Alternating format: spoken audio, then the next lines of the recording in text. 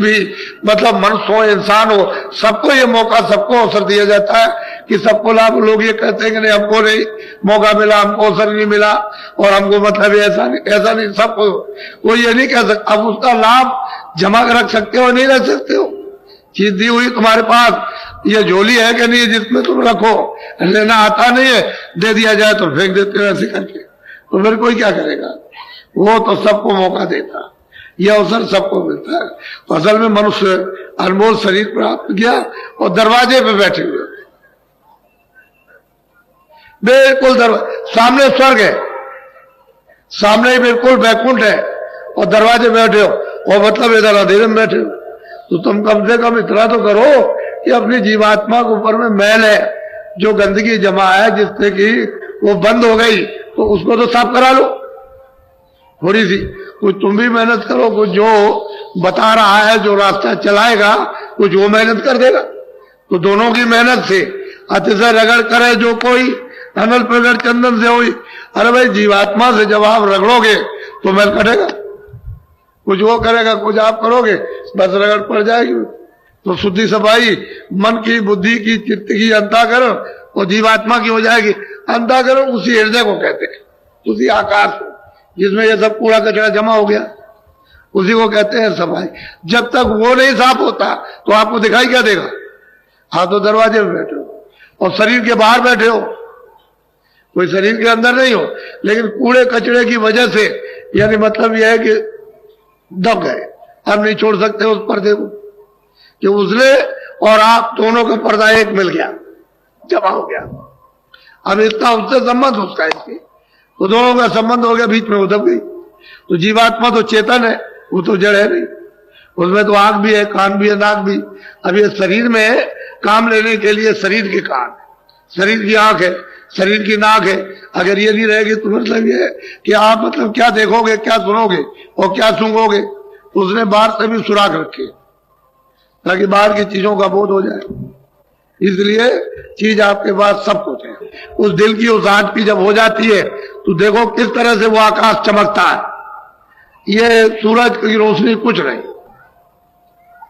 आपको तो इसका ज्ञान है नहीं है कि भाई ये जीवात्मा में कितनी रोशनी है, कितना इसमें प्रकाश है। ये हजारों सूरज इस पृथ्वी पर उगा दिए जाए और ये यहाँ जाग करके खड़ी हो जाए तो ये सब सूर्यों का प्रकाश इस जीवात्मा के प्रकाश में छुप जाएगा। उस दरवाजे पर तुम बैठे हो और सब लोग बैठे उसी दरवाजे पर, लेकिन अब भेद न जानने के कारण, पता न होने के कारण आप मतलब दबे पड़े हुए हो। अब कोई जानकार अगर मिल जाए जो निकल गया, वो अगर मिले तो आपको निकाल ले, वो तो मिलता नहीं कहीं, इसलिए तुम भटकते हो और बस मतलब ये सोचते हो कहाँ मिलेगा, इधर उधर भगे, उधर भगे, उधर भगे। तो इसलिए आज ये पहला दिन है, ये प्रथम, आज 25 है, मतलब ये आपके ये फरवरी है, आज से ये शुरू हो गया। तो आप लोग बड़ी सावधानी से आओ, जितने भी अपने यहाँ प्रबंधक है, कर्मचारी है, मतलब ये ऐसे तो हमारा मन किसी से खराब नहीं, कोई किसी से भी खराब नहीं। अब आपका मन खराब हो जाए तो क्या हो, लेकिन हाँ ये नए नए लोग आते हैं तो क्या चाहते हैं कि भाई कोई जगह मिल जाए, क्या चाहते हैं कि भाई चलो गंगा स्नान करेंगे, थोड़ा बहुत पानी मिल जाए, चलो वहां 2, 4, 5 दिन 10 दिन रहेंगे। तो असल में चाहते हैं कि भाई दूर से आए हो तो आप थोड़ा बहुत एक दूसरे की सेवा, वो आपकी सेवा करेंगे। आप ये नहीं है कि आप ये समझते हो मैं यही रहने वाला ही मैं सेवा करूंगा, नहीं, वो जो आए हैं वो भी आपकी सेवा करेंगे, लेकिन जरा उनको बैठ तो जाने दीजिए। आप बैठने नहीं दोगे उनको तो आपको क्या इसका बोध होगा कि ये क्या करते हैं और हम क्या करते हैं। तो आपकी सेवा भी पता चल जाएगी और इनकी सेवा का भी अनुभव हो जाएगा, तो दोनों की सेवा मिल जाएगी। उसी में हो जाता है मोहब्बत प्यार। अगर ये मोहब्बत प्यार न होता तो ये आपको रूप दिखाई नहीं देता। तो कोई बात तो जरूर है, कोई चीज है तभी तो ये बात देखने को मिल रही है। तो ये देखो अभी चले आ रहे हैं, अभी तो बेचारे तांता लगा हुआ है, आ रहे जगह खोज रहे, सामान कहाँ रखे, तो आप लोग मदद कीजिए। इन बेचारों को कहाँ मालूम है कि कौन सी काली सड़क है, कौन सी मतलब है कि संगम की सड़क है, कौन महावीर की सड़क, कौन किले की सड़क है। तो थोड़ा बहुत आप इनको बता दीजिए कि भाई इस सड़क पर चले जाओ, इस सड़क पर चले जाओ, तो ये अपनी जगह पहुंच जाएंगे और वहां अपना बिस्तर बोरी बिस्तर रख लेंगे। तो फिर उसके बाद में ठहर करके तब एक दूसरे का संगम होगा, समागम होगा। पहले तो सब लोग एक दूसरे की मदद एक दूसरे की सेवा करो। असल में ये थोड़े दिन का हालात, इसको कहते हैं क्षणिक आनंद। अभी तो तुम दुख में फंसे हुए रो रहे हो, चिल्ला रहे हो, परेशान हो, तुम सोचते हो कि दवा से ठीक हो जाएंगे, हमको सुख मिल जाएगा, आराम मिल जाएगा। तो कहोगे हमने हमको धन से मिल जाएगा, उससे भी मिलने वाला है ही नहीं। कहोगे मकान से मिल जाएगा, कुछ नहीं, बाल बच्चों से मिल जाएगा, इनसे मिलेगा, उनसे विद्या। अगर मिल गया होता तो फिर लोग क्या चिल्ला पड़ते कि हमको मिल गया। राज करने वाले, कोई सेठ साहूकार, कोई खेती वाले, अगर इनको कुछ मिलते सब चिल्लाते, लेकिन वो कहते इसमें है ही नहीं। जब इसमें आनंद है ही नहीं, इसमें सुख है ही नहीं है, इसमें आराम ही नहीं, सुबह से लेकर शाम तक परेशानी। तो मेहनत तो आपने की है शारीरिक, लेकिन उसका फल आपको कुछ नहीं मिला। क्यों? कि आपने उस मेहनत का दुरुपयोग किया। अगर सदुपयोग कर लेते तब तो आपको क्षणिक आराम, आपको क्षणिक आनंद मिल जाता, लेकिन आपने उसका सदुपयोग नहीं किया, दुरुपयोग कर लिया। तो इसलिए सबको दुख है। कोई आदमी ऐसा नहीं है जिसको बेचैनी ना हो, लेकिन अब यह है कि वो महात्मा फकीर मिले तभी तो हो सकता है, ऐसे नहीं होगा। तो ये मनुष्य रूपी मंदिर में दोनों आंखों के बीचों बीच ये जीवात्मा बैठी है और उसमें तीसरी आंख है। कैसे आप लगा सकते हैं कि तीसरी आंख नहीं है? अगर नहीं होती तो रामायण झूठी हो जाएगी। ये जो और किताबें धार्मिक है वो फकीर महात्माओं की सब झूठी हो जाएगी, लेकिन वो तो चीज है। जब है चीज तो फिर यह है कि आपको भी मिल सकती है। ऐसा क्यों कहो कि हमको नहीं मिलेगी? मिल जाएगी, लेकिन जिसके पास वो चीज होगी दे देगा आपको। उसकी आपको प्रतीक्षा करनी, उसके पास तक पहुंचने की जरूरत है। उसके पास तक पहुंच गए तो चीज मिलेगी। जिसके पास जो चीज होगी वही देगा। इसलिए आप लोग दूर दूर से चल करके आए और चले आ रहे हैं, और ये निरंतरता था आज और कल, दोनों दिन पूरा लगा रहेगा। इसको ऐसा मत समझिए ये महामानव कुंभ लगने जा रहा। हम आपको इसी मैदान में आपकी दृष्टि के सामने दिखा देंगे कि ये बता देंगे कि ये पुल से लेकर और यहां तक कोई जगह नहीं रह गई। ये इसको आप ध्यान में रखिए, आपके सामने ये चीज आ जाएगी।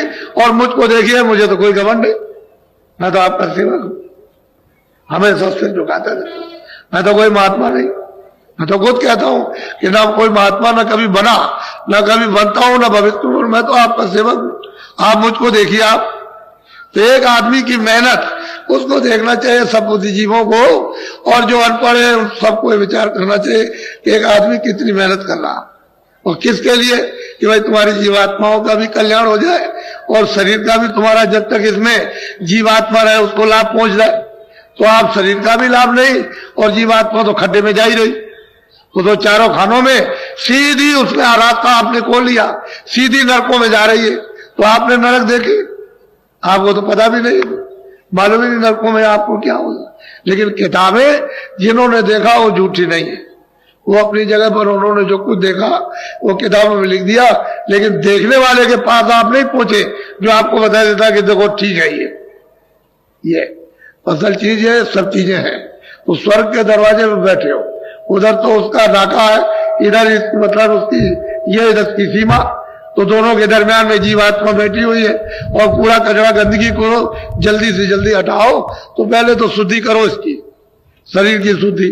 आज अभी आपको आदेश मिल जाएगा, वहां चलो, वहां स्नान करो और गंगा जी देवी जी के सामने ये प्रार्थना करो आप कि आज से हम सदा जो बाकी शेष जीवन हमारा जाएगा वो शाकाहारी होगा, शाकाहारी। ये प्रार्थना गंगा जी में आज से आपको करना है, तब तो आपके मानसिक यानी मतलब है कि वो फल आपको ये प्राप्त हो, फिर आध्यात्मिक फल प्राप्त हो जाए। आप अगर इसका उल्लंघन करोगे तो बच्चा कैसे काम हो जाएगा? उसी उल्लंघन की वजह से तो ये दशा हो रही कि कितने युग और कितने कल्प अनगिनत बीत गए, तब से यहां बराबर तुम मतलब मार खा रहे हो। कोई तुम्हारी रक्षा, कोई हिफाजत, कोई संभाल करता, कुछ नहीं। कोई किसी का पूछने वाला नहीं। चाहे जैसे भी काटे जाओ, पीटे जाओ, मारे जाओ, चाहे उधेड़े जाओ, कुछ किया जाए, लेकिन कुछ नहीं है, कौन सुनने वाला? पहले सोच लो आप। अभी मैं आपको सब समझा लूंगा और सब कुछ करा लूंगा, घबराने की जरूरत नहीं है। तो अभी वहां जब आदेश मिल जाएगा तो वहां पर जाना, स्नान करो और वहां नहाते रहो, देवी जी की तरफ देखते रहो और देखते रहो। कहा तो बस अब हम आपके शाकाहारी, आप में स्नान करते हैं और अब हमारा जीवन शाकाहारी अब शेष जाएगा। शाकाहारी जीवन, अनाज है, सब्जी है, फल है, दूध है, घी है, मक्खन है, अच्छे कपड़े है, अच्छा मकान, इन सब चीजों को सेवन करो इस शरीर के लिए, क्योंकि शरीर तो तुम्हारा है नहीं, ये तो किराए का मकान है, ये आपका तो है नहीं है। जो आप गरुड़ करते हो कि मेरा, आपका ये नहीं है। आप तो दूसरे के मकान में थोड़े दिन के लिए रखे गए हो और उसने कहा देखो मेरे मकान को यानी मतलब सुरक्षित रखना, तोड़ना फोड़ना नहीं, अंधा बहरा लूला लगड़ा मत करना, तुम रोगी इसको मत करना, स्वस्थ रखना, तो इसको खाना भी दो, कपड़े भी दो, दवा भी दो, सब कुछ दो, इसको निरोगी रखो और इसमें जो जीवात्मा बैठे उसे जगा लो, इसी के द्वारा उसको पहुंचा दो अपने घर में, अपने देश, अपने वतन में, अपने प्रभु के पास, वहां पहुंचा दीजिए। तो तुमने आपने रामायण में इस दौरान लिखा है कि एक अनिया रामा अंग सच्चिदानंद प्रभु धामा, वो तो मतलब ये वो है, और तो आप रामायण को भी नहीं समझ पाते हो, तो बताओ कैसे, फिर कैसे आप समझोगे? तो इसके लिए आप बहुत विचार के साथ, नामदान तो आपको मैं दूंगा, रास्ता तो मैं बताऊंगा, मैं तो उसी के लिए आया हूं।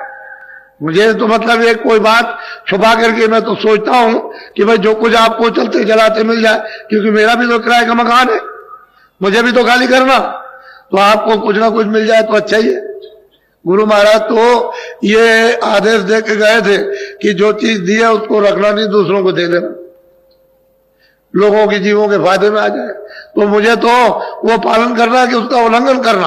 अब यह है कि कोई ले सकता, कोई नहीं ले सकता, वो तो मतलब ये कि उसके ऊपर निर्भर है, क्योंकि उसकी स्वतंत्रता है, उसको आजादी मिली है कि ले ले, उसको आजादी मिली फेंक दे, ये तो उसके ऊपर है। तो सब तरह का अधिकार आपको लोक में कर्म करने का मिल गया है, आप उसका उल्लंघन मत करो।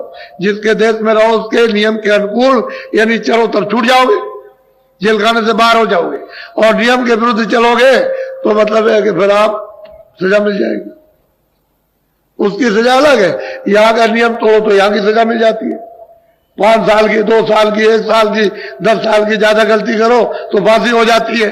तो असल में नियम का उल्लंघन नहीं करने पर, अरे भाई उल्लंघन के ही तो कानून है, उसी के लिए कोर्ट कचहरी है कि आपने ये बुरा काम किया, आप ऐसा मत करो, उसकी सजा दी जाती। माफी मांग लोगे, नहीं करेंगे तो ठीक है, लेकिन करोगे उसी के लिए कि तुम्हारी आदत, तुम्हारा स्वभाव छूट जाए, उसी के लिए सत्यता, सेवा के लिए, प्रेम के लिए, सत्यता के लिए, इसके लिए तो कोई कठिनाई न कभी हुई न कभी होगी। कोर्ट कचहरी तो बुरे काम के लिए, अच्छे काम के लिए कभी भी नहीं। तो आप लोग मनुष्य जीवन को आप सार्थक बनाओ। तो पहले तो मैं एक भजन कराऊंगा, क्योंकि मेरा काम तो भजन कराने का, असली काम दोनों काम ले लेना, कि ये भी शरीर के लिए भी लेना और भजन भी कराना। और उधर में त्रिवेणी संगम में भेजूंगा मेरी बातों को अच्छी तरह से। ये जिस घाट पर आप आए हो उस पर वो बैठे हुए, मल्लाह भी बैठे, पंडित भी बैठे। पंडा तो एक शब्द है, वैसे तो वो ब्राह्मण है, वो बैठे हुए, वो मेहनत करते हैं, दिन भर बैठे रहते हैं, मेहनत करते हैं, सामान को रखाते हैं, आपको मतलब है चंदन ये वो सब कुछ देते हैं, और मतलब ये है कि जगाते रहते हैं। तो आप मतलब मल्लाह नाव ले जाते हैं, ले आते हैं बरसात में, तो आखिर इनकी उतराई थोड़ा बहुत उनको भी देते हैं।